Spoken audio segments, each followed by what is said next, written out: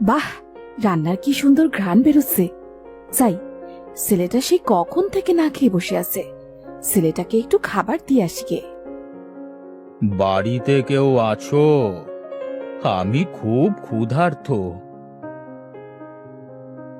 আরে সাধু বাবা, হ্যাঁ হ্যাঁ, খেতে কেন দেব না, আসুন, আপনি বারান্দায় বসুন, আমি আপনাকে এখনই খেতে দিচ্ছি।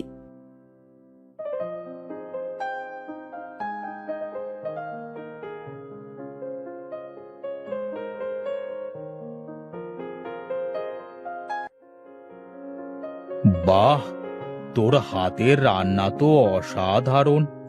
অনেকদিন বাদে এমন রান্না খেলাম। আমি তোর উপর খুব খুশি হয়েছি রে মা। বল, তোর কি চাই? না সাধু বাবা, আমার কিছুই চাই না, শুধু দোয়া করবেন যাতে আমার ছেলেটাকে নিয়ে শান্তিতে দুবেলা দুমুঠো খেয়ে পড়ে বাঁচতে পারি। ঠিক আছে মা, তুই কোনো চিন্তা করিস না। যদি তোর কোনো বিপদ হয়, আমি সেদিন ঠিক আসব তোকে সাহায্য করতে। আমি এখন চলি।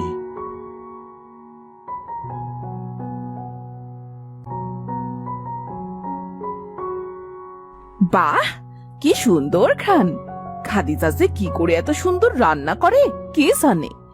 আমি যদি এত সুন্দর রান্না করতে পারতাম তবে সে কি ভালো হতো। আমিও তো চেষ্টা করার পরেও তো কিছুতেই রান্না ভালো করতে পারি না। মা, ও মা, দেখো, আমি কত বড় মাছ ধরে এনেছি। এই মাছটা সুন্দর করে রান্না করো দেখি, অনেক ক্ষুধা পেয়েছে। তুই এত বড় মাছ কোথা থেকে পেলি রে বাবা? নদী থেকে ধরেছি মা। ঠিক আছে বাবা, তুই বস, আমি চট করে মাছ রান্না করে নিয়ে আসি।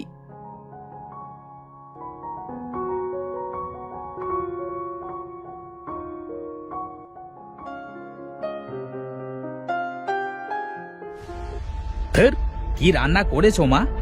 এত কষ্ট করে নদী থেকে মাছ ধরে আনলাম, আর তুমি যেভাবে রান্না করেছো এতে তো মুখে তোলা যাচ্ছে না। ড্যাডি, আমার খিদেই মারা গেল। বাবা, কোথায় যাচ্ছিস রে? দুমুঠো খেয়ে যা, না খেয়ে যাস নে রে বাবা। চত্ব সবের। না না, এই অমন রান্না আমি খেতে পারবো না। মা, তুমি খাও, আমি চললাম। ওমর, ওমর, খেলতে যাবি না? আরে তানভীর বাবা যে, তা তুমি এখানে কি মনে করে বাবা? কিছু না কাকি, ওমরকে ডাকতে এসেছিলাম, খেলতে যাব। তুমি খেয়েছো? না গো কাকি, নদী থেকে একটা বিশাল বড় মাছ ধরে এনেছিলাম।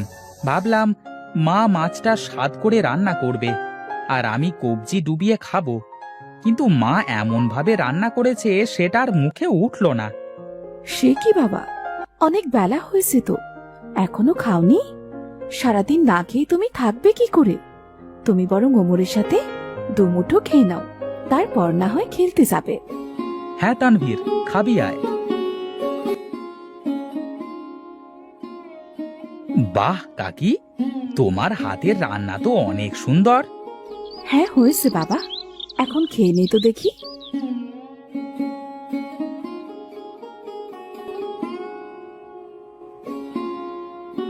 আর মাত্র একদিন বাকি, এর মধ্যে ভালো রাঁধুনি খুঁজে না পেলে আমার গর্দান যাবে।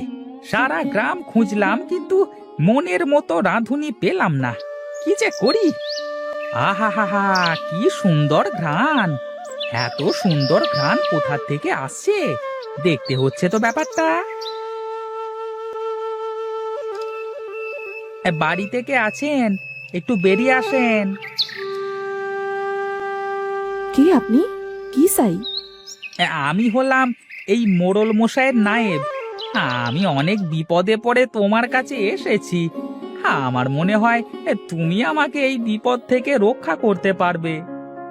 কি বিপদ? আমাকে বলুন, দেখি আপনাকে কোনো সাহায্য করতে পারি কিনা। মোড়ল মশাইয়ের কঠিন অসুখ হয়েছে, কোনো কিছুতেই তার মুখে স্বাদ আসছে না। নিন নিন, শুরু করেন মোড়ল মশাই। খেয়ে বলুন তো, নতুন রাঁধুনির রান্নার স্বাদ কেমন? ছি ছি ছি ছি ছি, উয়াক, থু!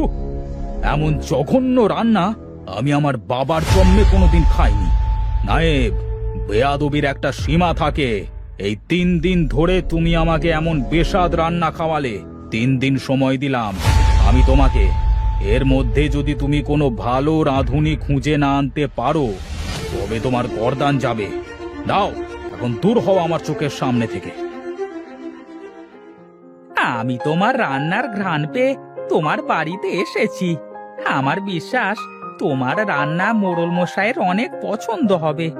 এখন তুমি পারো আমাকে বাঁচাতে। খাদিজা বুবু বলছে কি, তুমি তো মোড়ল মশাই বাড়িতে যাবে রান্না করতে, আমাকে সাথে দিয়ে চলো না। আমি তোমার কাছ থেকে রান্নাটাও শিখে নেব, আর সেই ফাঁকে তোমাকে রান্নার কাজে সাহায্যও করতে পারবো। আচ্ছা ঠিক আছে, তাহলে কাল তোমরা দুজনে মিলে জমিদার বাড়িতে আসো, কেমন? আমি এখন চলি। মনে রেখো, আমার প্রাণ কিন্তু তোমাদের হাতে।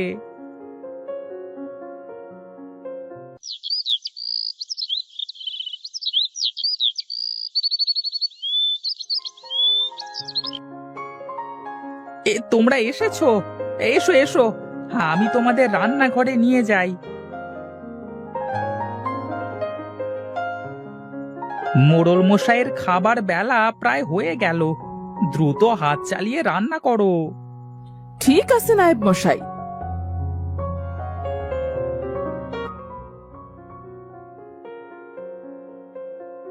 বাহ, কি অসাধারণ স্বাদ!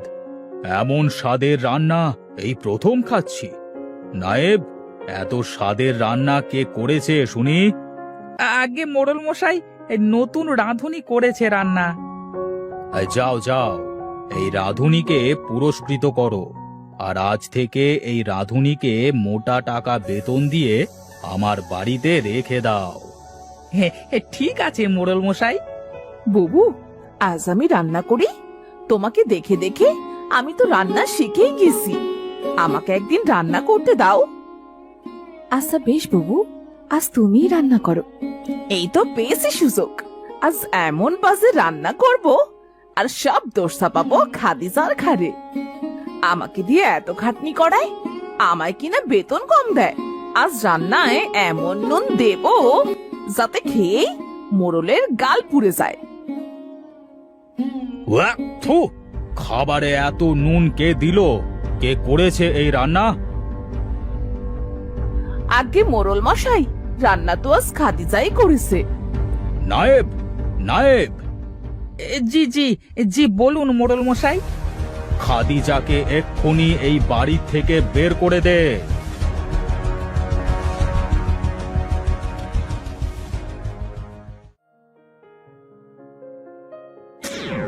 কি রে মা, তুই এখানে বসে এভাবে কাঁদছিস কেন?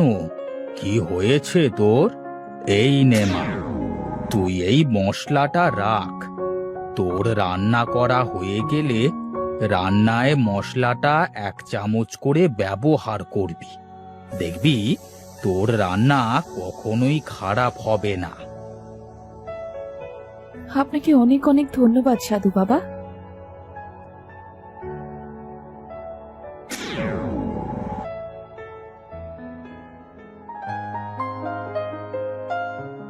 তুমি আবার কেন এসেছো আমার বাড়িতে? যদি কিছু মনে না করেন তাহলে আমার রান্নাটা একটু খেয়ে দেখুন। হ্যাঁ, তাই তো। সেই কখন ধরে রান্নার গন্ধ পাচ্ছিলাম। ঘ্রাণ শুনে তো মনে হচ্ছে তোমার রান্না ভালোই হবে। নিয়ে আসো দেখি। বাহ, কি অপূর্ব স্বাদ! কিন্তু সকালবেলায় তোমার রান্না এত জঘন্য হলো কেন? আপনি এসব কি বলছেন মোড়ল মশাই? সকালে তো পারভিন রান্না করেছে। তাই তো বলি, রান্নার স্বাদ এত খারাপ হলো কেন? পারভিন, এই পারভিন, এদিকে আয়। আগে আগে মোড়ল মশাই। সকালবেলায় কে রান্না করেছিলে?